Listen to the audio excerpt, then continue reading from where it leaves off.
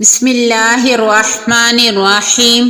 السلام علیکم ورحمۃ اللہ وبرکاتہ۔ حضرت ابو ہریرہ رضی اللہ عنہ کہتے ہیں کہ رسول اللہ صلی اللہ علیہ وآلہ وسلم نے فرمایا، ایک مسلمان دوسرے مسلمان کا بھائی ہے، اس کے ساتھ خیانت نہ کرے، اس سے جھوٹ نہ بولے اور اس کو بے یار و مددگار نہ چھوڑے۔ ہر مسلمان کی عزت، دولت اور خون دوسرے مسلمان کے لیے حرام ہے۔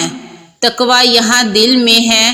ایک شخص کے برا ہونے کے لیے یہی کافی ہے کہ وہ اپنے کسی مسلمان بھائی کو حقیر و کمتر سمجھے۔ جامعہ ترمذی حدیث نمبر 1927۔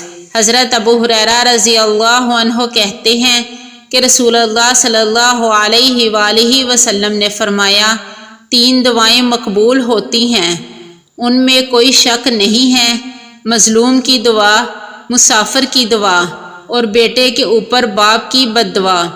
جامعہ ترمذی حدیث نمبر 1906۔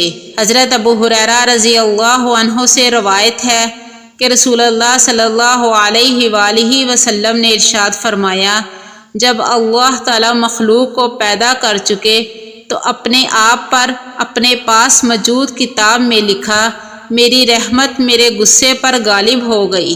صحیح مسلم حدیث نمبر 6971۔